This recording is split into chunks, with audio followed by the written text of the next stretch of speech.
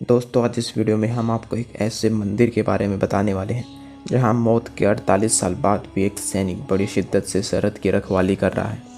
आपने कभी न कभी इस मंदिर के बारे में और ऐसी घटनाएं के बारे में ज़रूर सुना होगा, लेकिन आज इस वीडियो में हम आपको इसके बारे में पूरी जानकारी देंगे।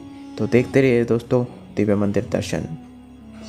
सिक्किम से सटी भारत चीन सीमा पर दोस्तों एक ऐसा सैनिक है जो मौत के 48 साल बीत जाने के बाद भी सरहद की रक्षा कर रहा है।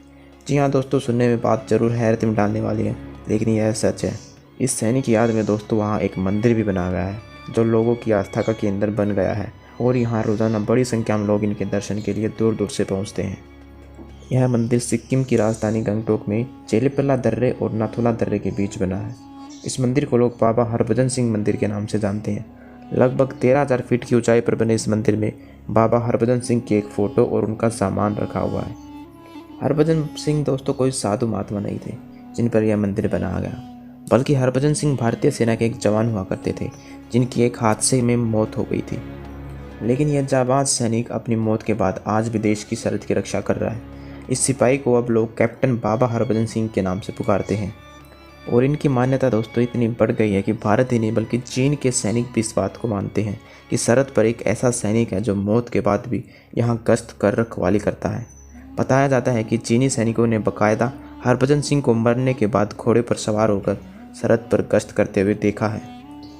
कपूरथला में जन्मे हरभजन सिंह जून 1956 में बतौर सैनिक सेना में दाखिल हुए और सिग्नल कोर में शामिल हो गए। 30 जून 1965 को उन्हें एक कमीशन प्रदान की गई। वे 14 राजपूत रेजिमेंट में तैनात हुए और 1965 में भारत पाकिस्तान युद्ध में उन्होंने अपनी यूनिट के लिए महत्वपूर्ण कार्य किए। चलिए दोस्तों, आपको बताते हैं हरभजन सिंह की मौत के पीछे का कारण। साल 1968 में कैप्टन हरभजन सिंह 23वीं पंजाब रेजिमेंट के साथ पूर्वी सिक्किम में तैनात थे। 4 अक्टूबर 1968 को खच्चरों का एक काफिला लेकर वे पूर्वी सिक्किम के तुकोला से डोंगचोई की ओर जा रहे थे। इसी दौरान पाँव फिसलने के कारण वे एक नाले में गिर गए, जिसके कारण उनकी मौत हो गई। पानी का तेज बहाव होने के कारण उनका पार्थिव शरीर बहकर घटनास्थल से करीब 2 किलोमीटर दूरी पर जा पहुंचा। जब भारतीय सेना ने बाबा हरभजन सिंह की खोज खबर लेने शुरू की तो 2 से 3 दिन बाद उनका पार्थिव शरीर मिला। ऐसी मान्यता है दोस्तों कि हरभजन सिंह ने अपने साथी सिपाही प्रीतम सिंह को सपने में आकर अपनी मौत की जानकारी दी और बताया कि उनका शव कहाँ पड़ा है। उन्होंने प्रीतम सिंह से अपनी समाधि बनाने की इच्छा भी जाहिर की।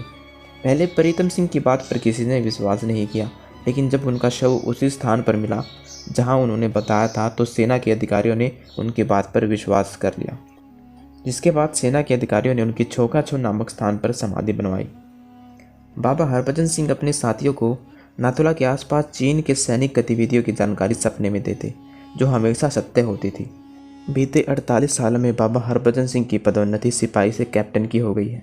आस्था का आलम यह है कि जब भी भारत चीन की सैन्य बैठक नाथुला में होती है तो उनके लिए एक खाली कुर्सी रखी जाती है। इसी आस्था के चलते भारतीय सेना उनको सेवार्थ मानते हुए हर साल 15 सितंबर से 15 नवंबर तक की छुट्टी मंजूर करती है और बड़ी श्रद्धा के साथ स्थानीय लोग एवं सैनिक एक जुलूस के रूप में उनकी वर्दी, टोपी, जूते एवं साल भर का वेतन 2 सैनिक के साथ नाथुला से न्यू जलपाईगुड़ी रेलवे स्टेशन तक ले जाते हैं। फिर वहां से उन्हें अमृतसर एक्सप्रेस से जालंधर लाया जाता है, जहां से सेना की गाड़ी उन्हें गाँव के उनके घर तक छोड़ने जाती है। वहाँ सब कुछ उनकी माताजी को सौंप दिया जाता है। फिर उसी ट्रेन से उसी आस्था एवं सम्मान के साथ उनको समाधि स्थल नाथुला लाया जाता है। लेकिन कुछ लोगों ने इस आयोजन को अंधविश्वास बताते हुए कोर्ट का दरवाज़ा खटखटाया। क्योंकि सेना में किसी प्रकार के अंधविश्वास की मनाही होती है, लिहाजा सेना ने बाबा हरभजन सिंह को छुट्टी पर भेजना बंद कर दिया। अब बाबा साल के 12 महीने ड्यूटी पर रहते हैं। मंदिर में बाबा का एक कमरा भी है जिसमें बाकायदा हर रोज़ सफाई करके बिस्तर लगाया जाता है।